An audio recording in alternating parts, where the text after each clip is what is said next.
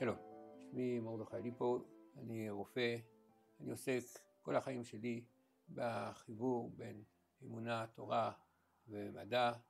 כתבתי ספר, לב חדש, על מדע ופילוסופיה ותורה, ואני כמו כולם מזועזע ממה שקורה עכשיו, ואני חושב שהגיע הזמן להגיע לאיזו התפתחות רוחנית עמוקה שמתאימה גם לדתיים וגם לא פחות לחילונים, ושיאפשר גם אחדות וגם התמודדות עם הדברים הנוראים שקורים היום.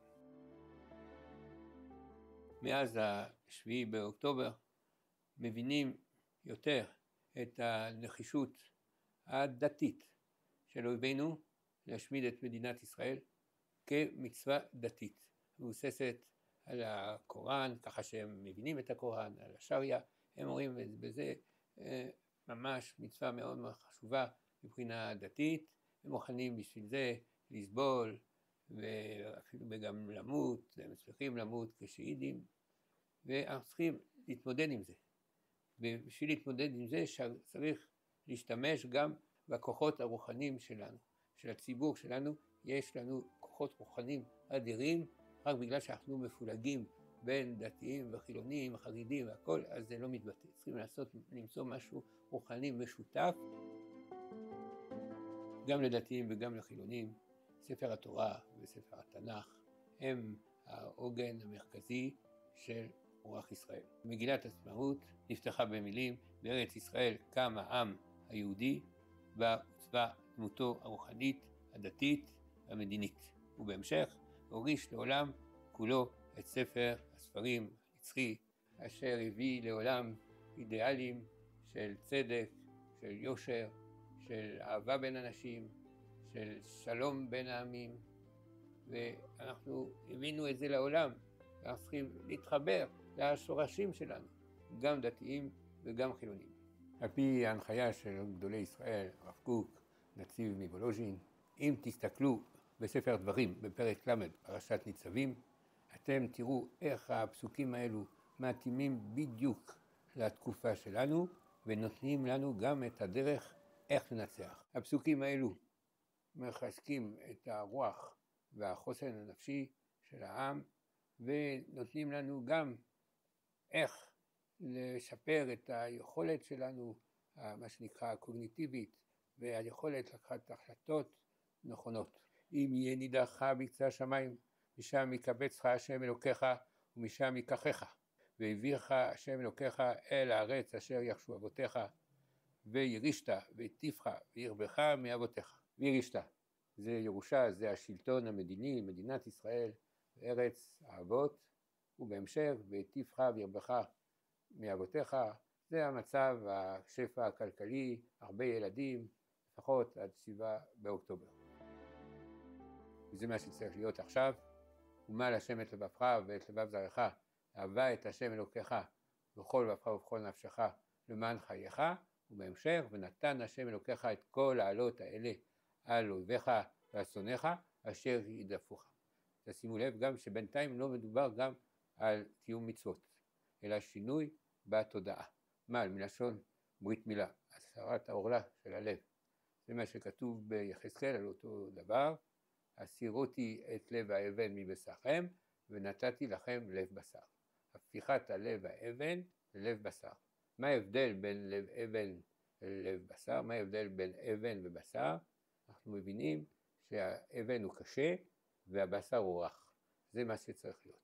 שינוי ממשהו קשה ומשהו רך יותר. וזה מתאים מאוד לקדמה של הפסיכולוגיה ושל מדעי המוח, שמדגישים מאוד את החשיבות של מה שהם קוראים גמישות פסיכולוגית או גמישות מחשבתית. משמעות של זה להיות מודע לקשיים, ללחצים, לא להיות כקיר, אלא להיות מודע ולדעת להסתדר עם זה. זה דומה למה שכתוב: יהיה אדם רך כקנה ולא יהיה קשה כארז. הקנה הוא יודע להתכופף ולחזור, והארז, אם יש רוח חזקה, הוא עומד ואחר כך הוא יכול להישבר. וזה מה שצריך, לדעת להתמודד עם הקשיים מבלי לברוח, מבלי להישבר. הרכות הזאת, הגמישות הפסיכולוגית הזאת, היא חשובה מאוד לבריאות, גם הנפשית וגם הגופנית, והיא הבסיס ללקיחת החלטות, לשיקול דעת טוב, לא בצורה לא סוער ולא רגשי מדי וגם לא אדיש מדי, למצוא את האיזון הנכון. זה הבסיס להחלטות הטובות, וזה מה שכל כך חסר בחברה שלנו, וגם זה הבסיס לקשר החברתי. כולם רבים, כולם בטוחים שרק הם צודקים, ורואים באחרים כטיפשים או כאויבים. צריכים לדעת, צריכים את הגמישות הזאת, להבין את מי שלא חושב כמוך, לכבד אותו, ומתוך כך אפשר למצוא את האיזון בין הדעות ולהגיע למשהו שהוא הרבה יותר חזק. והדבר הזה ידוע במדעי המוח, שמבינים שאחד הגורמים לחוסר גמישות הוא הסטרס. הוא הלחץ נפשי שגורם להפחשה של קורטיזול, הורמון שעושה ניתוק בין החלק הרגשי, האמוציונלי, שזה נקרא האזור הלימבי של המוח, והחלק הפרפרונטלי, שזה החלק השכלי יותר, רציונלי יותר של המוח. וזה העניין, שכשאדם לחוץ מדי, בסטרס, הוא לא יכול לחבר בין שני המרכיבים האלו, או שהוא סגור, חושב רק שכל, או שהוא משהו אמוציונלי ועוזב את השכל. צריכים לחבר בין שני הדברים האלו, שזה גם חבר בין סוג שונים של אנשים. יש אנשים שחושבים שכל, יש אנשים שחושבים רגש, צריכים לחבר בין שני הדברים. והלחץ הגדול, הסטרס, הוא מונע את החיבור הזה. וזה נבדק בכל מיני ניסויים עם השיטות החדישות של MRI, FMRI. יש מושג שנקרא הסטרס הטוב.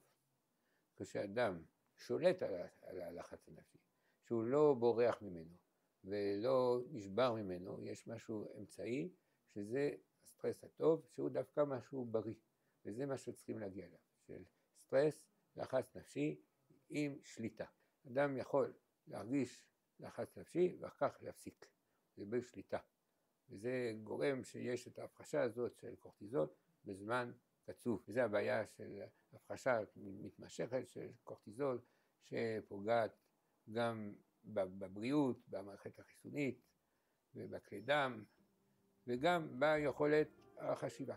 היום יש שיטות חדשות בשנים האחרונות, שהמטרה שלהם זה להביא בין היתר לגמישות הפסיכולוגית הזאת.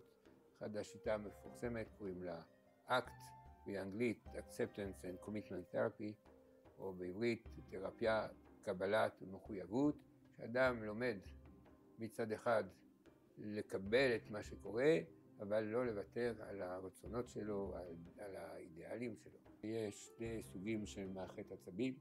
יש את המערכת הרגילה שהיא קשורה למודע, אדם מרגיש, זז, ויש עוד מערכת שנקראת מערכת עצבית אוטונומית, שהיא לא קשורה למודע ומשפיעה על כל האיברים הפנימיים, על דופק הלב, על כלי דם, מערכת החיסונית, על המוח עצמו. על מנת לשמור על הגמישות הרגשית, חשוב מאוד לשמור על איזון מערכת העצבים. חשוב מאוד מאוד שהמערכת הזאת תהיה באיזון, שהיא מושפעת מהסטרס. במערכת הזאת יש שתי זרועות. יש את הזרוע הסימפתטית והזרוע הפרסימפתטית. המערכת הסימפתטית היא מביאה לאדם הרבה אנרגיה, זה הסטרס שמאפשר מה שנקרא להילחם וברח, להתמודד עם סכנת חיים. פתאום הלב פועל יותר מהר, הנשימה יותר חזקה, יש יותר דם בשרירים, וזה נותן הרבה מאוד אנרגיה מצד אחד. מצד שני זה הורס את הגוף.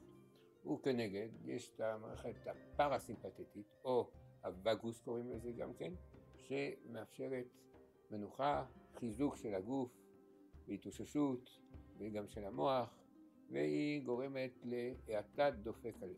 כשאדם מכניס אוויר, שואף, אז זה גורם ליותר סימפתטי, שהעלייה של הדופק. כשהוא מוציא אוויר, זה יותר הווגוס והאטה של הדופק. וכשאדם בריא, שני הזרועות האלו צריכות להיות באיזון. מעבר מסימפתטי לפרסימפתטי, זה לא איזון באמצע, זה איזון על ידי מעבר מסימפתטי לפרסימפתטי כל הזמן. הולך כמו דוושה וברקס.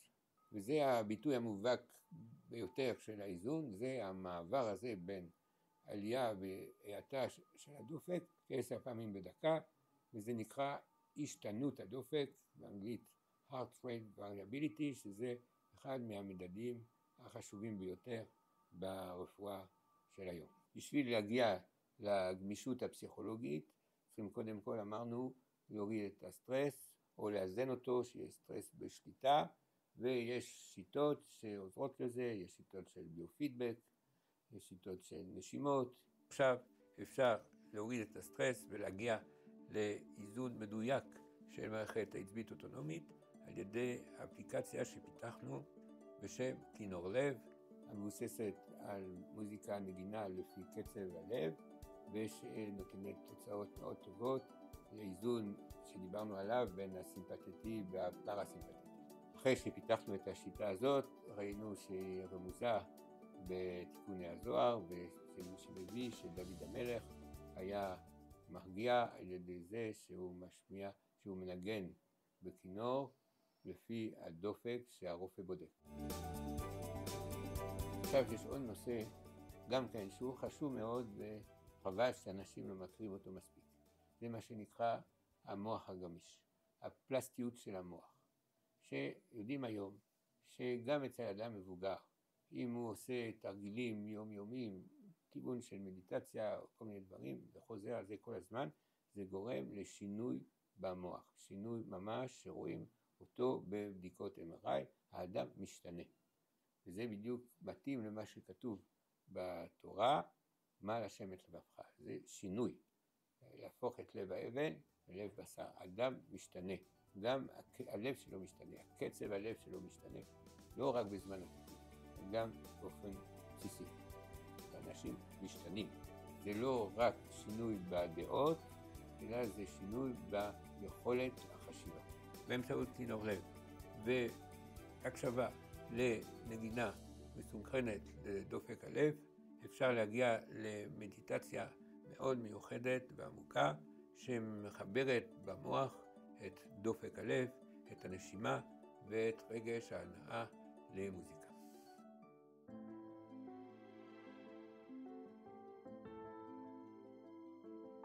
דיברנו על עניין המוח הגמיש, הפלסטיות של המוח, בעניין הגמישות הפסיכולוגית, והדבר נכון גם כן בעניין האמונה, אהבת השם.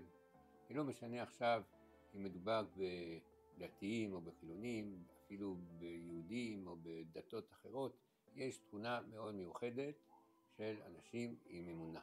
והיא תכונה שהיא מאוד חיובית, שמאפשרת נותנת הרבה כוח לאדם, אבל אנחנו נראה שבישראל אנחנו רוצים אמונה שיש לה גם את הפן השכלי. זה לא סתם אמונה עיוורת, זה לא עבודה זרה. יש פה משהו מיוחד בישראל שהוא מחבר בין האמונה והשכל.